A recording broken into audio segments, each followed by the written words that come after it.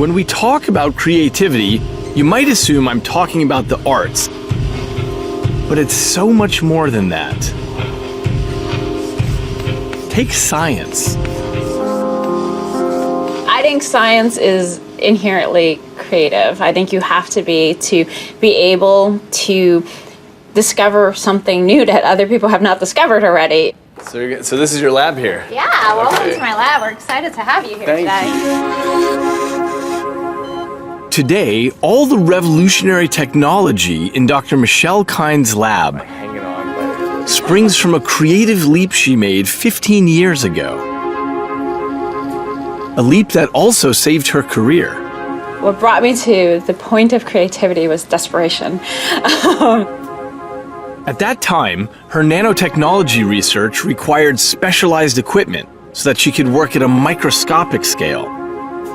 But the lab her new job had promised her was still under construction. I was like, I don't understand how I'm going to be able to do my work. After you've exhausted all of the known routes to get what you want, then you have to start thinking of, well, what else can I try if I want to salvage my career?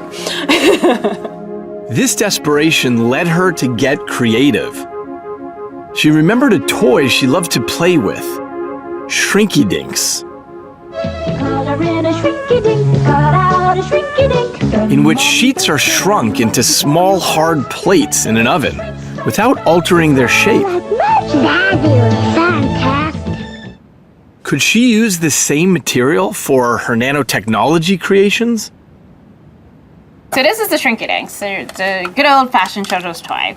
And you can draw on it, or you can put a thin layer of metal on it, or other material on it. And then we shrink it down in our little toaster oven. This is the shape I want out of metal, but I want it to be smaller, and I don't have the tools to make it smaller, so I'm just going to put it on that, shrink it down, and then peel it off. Yeah, the beauty of this is that all of that surface area gets squished into this tiny little footprint, and we can make it much smaller than this, but you retain all of that surface area. That's unbelievable. Michelle's creative genius is to avoid working at the tiny scales involved in nanotechnology by starting big and shrinking everything down. A simple and elegant solution to an otherwise expensive technology. I'm on a journey to understand creativity, and one of the reasons this caught my eye is because of how creative it is to take a child's toy and do something with that to make a beautiful scientific instrument. And that's the beauty of this, and why it captured everybody's attention in the scientific community. In order to advance science, you have to be creative, because otherwise you're just creating the same things that have already been created, and you're thinking about things the same way everyone else has thought about it.